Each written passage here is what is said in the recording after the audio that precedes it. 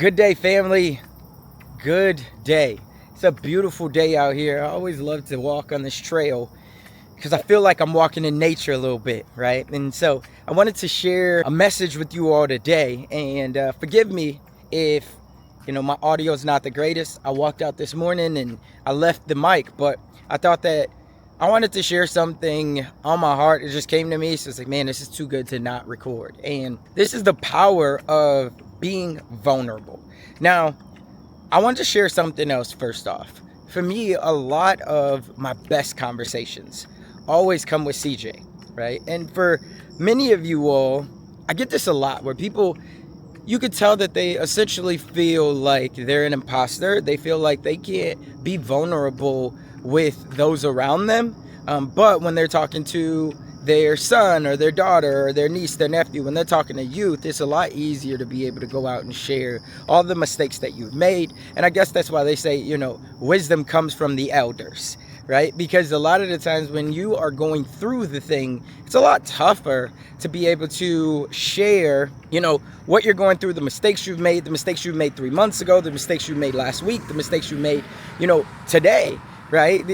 We oftentimes struggle with that. But if it comes to, let's say you started a business, in those moments when people are asking you how business is going, people don't love to fake it to make it, but I've rarely ever heard anybody say business is shit right now, right? Or excuse my language, business is terrible right now, whatever it might be. But then 3 years later, right, and I really started to experience this in real estate. This is when I first noticed it, right? Is because when I would go meet with, lenders, insurance agents most of the time, and I was getting my business kick-started, I would always be like, yeah, how's it going? Or, how do you like this company or whatever? And everybody's always like, oh man, this is the greatest thing. I'm so glad I left that old company and I joined this company. I'm so glad that we could sell these products and not these products. I'm so glad. And it's like, oh, okay, that's cool. And obviously they're selling the vision, right? We got to respect that. They're selling the vision. I'm like, oh, that's super dope. But then you would see that person, 3 months later, 6 months later, and they're at another bank. And it's like, what happened, right? And you don't say it like that, but you're like, hey, man, what happened? How's it all going? And they're like, oh man, that company, I'm so glad I'm out of there. I'm so glad this. And so it's like, okay. But in those very moments, they didn't want to be vulnerable. Here's another tip that I learned early on in my real estate career when it was a mentor of mine, and he had told me, I told him, I was looking to grow, and he was an older guy. He was probably 60, 65 years old. And he had been doing real estate for 20, 25 years. He's a hard money lender. He was a flipper. He did all these different things. And so one day he had asked me how business was going. And I was in a slump at this point. This is probably like my third year in the real estate.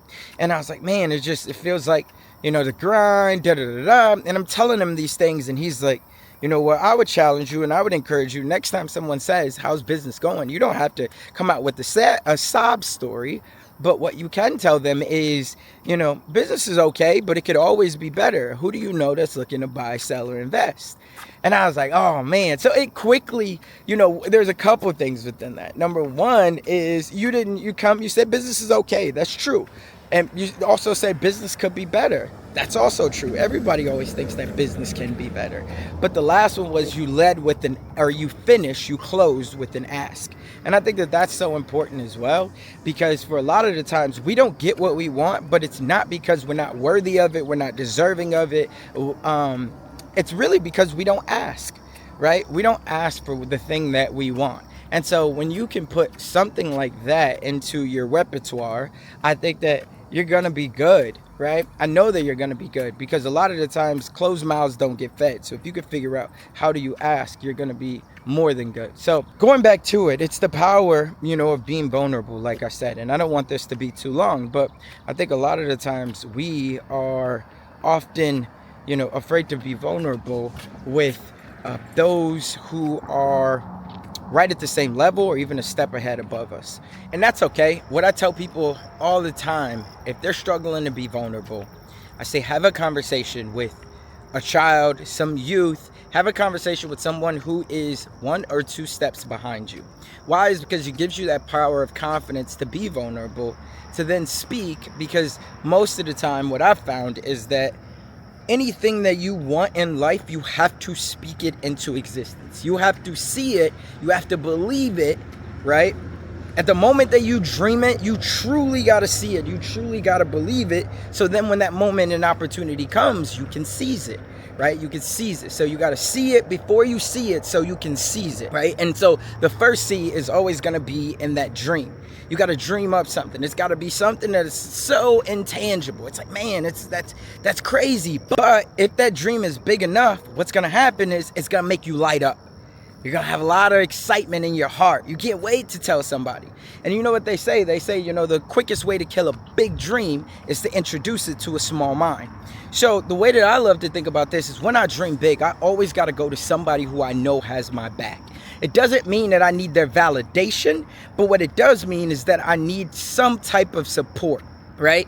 And so I think that this is very big for you if you're somebody who you struggle with being vulnerable, you struggle with sharing your ideas, is to go around somebody who just has your back, who has your support.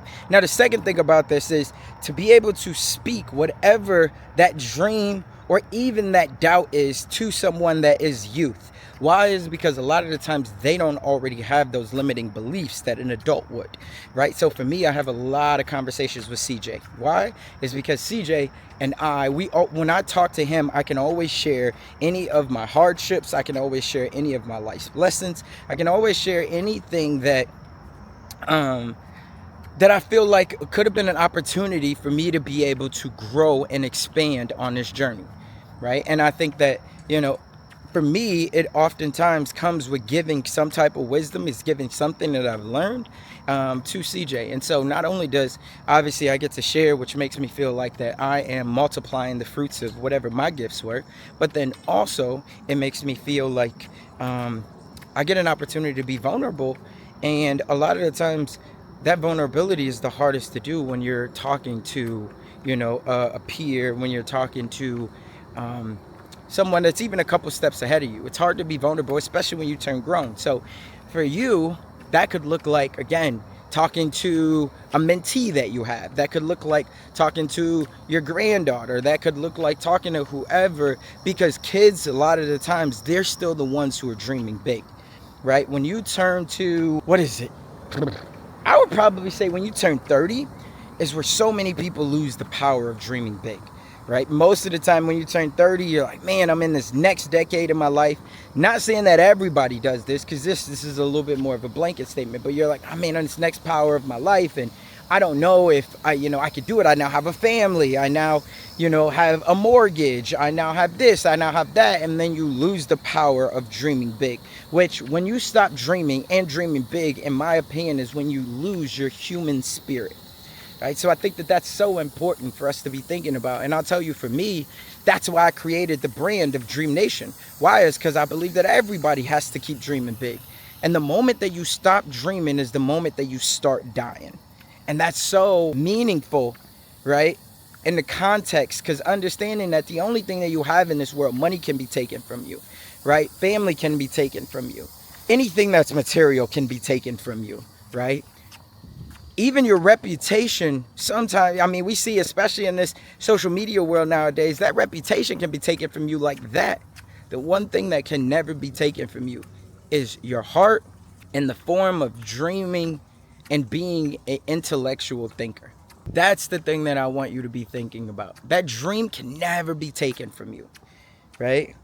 And intellectual wise. Now, can your dream be taken in a way that, you become a felon or, whatever else, so now you can't do this? But I would still say that definitely in America, you can do anything that you want to do, right? There's always a way around it. Somebody has always found a loophole. We see that with Donald Trump. We see that with so many people, right? Everybody's always found some type, or not everybody, I shouldn't say that. There's always a loophole that if you want it bad enough, if there is no plan B, you can make it happen. So, I love to keep these shorter. I feel like I could keep talking, but I don't love to ramble.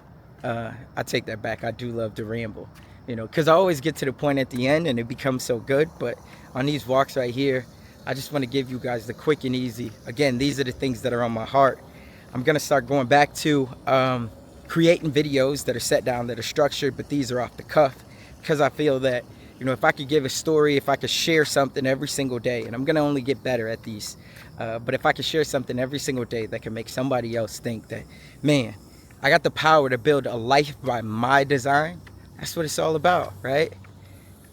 Leadership does not have to come in the form of a title, and this is a whole nother video, right? But leadership can come every single day from you being brave and courageous enough to take that first step. And if you do that, there's so many people that you're going to find are going to follow you.